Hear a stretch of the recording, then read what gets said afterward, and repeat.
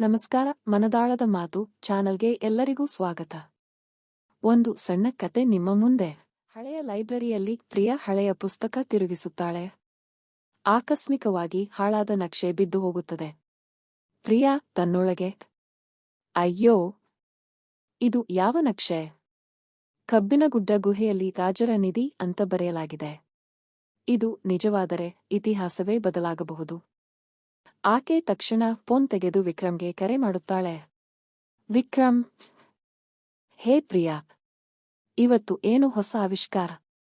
ಮತ್ತೆ ಯಾವ ಕಲ್ಲು ಕಟ್ಟಡ ನಿನ್ನ ಮನಸ್ಸು ಹಿಡಿದಿದೆ? ಪ್ರಿಯಾ ಉತ್ಸಾಹದಿಂದ, ವಿಕ್ರಮ್, ನನಗೆ ಒಂದು ನಕ್ಷೆ ಸಿಕ್ಕಿದೆ. ಇದರಲ್ಲಿ ಪಶ್ಚಿಮಘಟ್ಟದ ಕಬ್ಬಿನಗುಡ್ಡ ಎಂಬ ಸ್ಥಳದಲ್ಲಿ ನಿಧಿ ಅಡಗಿದೆ ಅಂತ ಇದೆ. ವಿಕ್ರಮ್ ಹಾಸ್ಯವಾಗಿ, ನಿಧಿ ಅಂದ್ರೆ ಬಂಗಾರ ವಜ್ರಗಳೇ? ಕೇವಲ ಹಳೆಯ ಹಂಡೆ ಬಂಡೆಗಳೇ?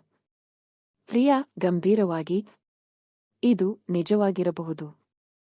ಪುಸ್ತಕದಲ್ಲಿ ಸಾಕ್ಷಿಯಿದೆ. ನನಗೆ ಒಬ್ಬ ಧೈರ್ಯಶಾಲಿ ಜೊತೆಗಿರಬೇಕು. ನೀನು ಸಿದ್ಧನಾ? ವಿಕ್ರಮ್ ನಗುತ್ತಾ, ಸಾಹಸವೆಂದರೆ ನನ್ನ ಪ್ರಾಣ ಪ್ರಿಯಾ. ನೀನು ನಕ್ಷೆ ತೋರಿಸು, ನಾಳೆಯಿಂದಲೇ ನಾವು ಹೊರಡೋಣ.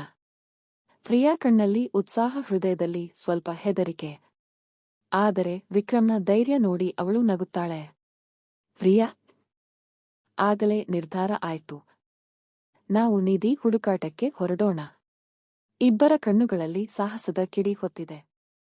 ಮುಂದೆ ಏನ್ ಆಯ್ತು? ನಿಧಿ ಹುಡುಕಲು ಹೋಗಬೇಕಾದರೆ ಏನೆಲ್ಲ ಹೆದರಿಸಿದ್ರು ಅಂತ ಮುಂದೆ ಹೇಳುತ್ತೀನಿ. ಕತೆ ಇಷ್ಟ ಆದ್ರೆ ಲೈಕ್ ಮಾಡಿ, ಸಬ್ಸ್ಕ್ರೈಬ್ ಮಾಡಿ, ಶೇರ್ ಮಾಡಿ.